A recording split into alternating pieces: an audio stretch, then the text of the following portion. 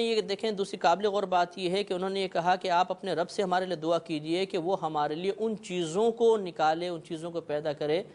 جنہیں زمین پیدا کرتی ہے، تنبت الارض، جنہیں اگاتی ہے زمین، جنہیں پیدا کرتی ہے زمین۔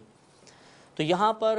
پیدا کرنے یا اگانے کی نسبت زمین کی طرف کی گئی ہے، حالانکہ زمین سے جو کچھ بھی اگتی ہے وہ اللہ تبارک و تعالی ہی اگاتا ہے، لیکن انہوں نے زمین کی طرف نسبت کی اور موسیٰ علیہ السلام نے ان کو منع نہیں کیا۔ اس سے یہ معلوم ہوا کہ فاعل حقیقی تو اللہ تبارک و تعالیٰ کی ہی ذات پاک ہے،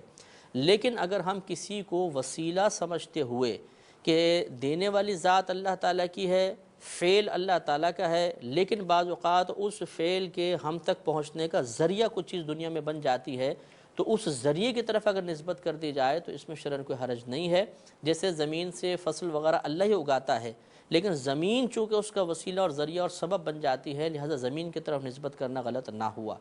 لہٰذا اب یہاں پر بھی ہماری دنیا میں بھی اگر کسی کی طرف مجازی طور پر مجازن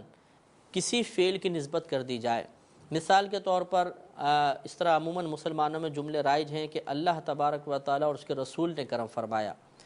نبی کریم صلی اللہ علیہ وسلم نے عطا فرما دیا، نبی کریم صلی اللہ علیہ وسلم نے کرم نوازی فرمائی، نبی کریم صلی اللہ علیہ وسلم نے فضل فرمایا۔ تو یقیناً فضل فرمانے والی ذات، کرم فرمانے والی ذات، عطا فرمانے والی ذات اللہ تبارک و تعالیٰ کی ہے،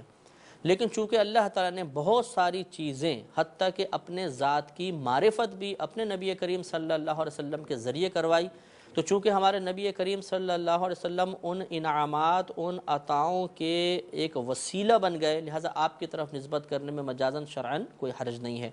اسی طریقے سے اولیاء کرام کی طرف نسبت کرنا یا دنیا کے اندر کسی معاملے کی عام انسانوں کی طرف نسبت کرنا اگر مجازاً ہو تو اس میں شرعاً کوئی حرج نہیں ہے، یہ قرآن سے ثابت ہے۔ اور یہ مسئلہ تو واضح طور پر ہو گیا کہ اللہ تبارک و تعالیٰ کی طرف سے نازل کردہ جو گوشت تھا وہ سبزی اور دال وغیرہ سے افضل ہے،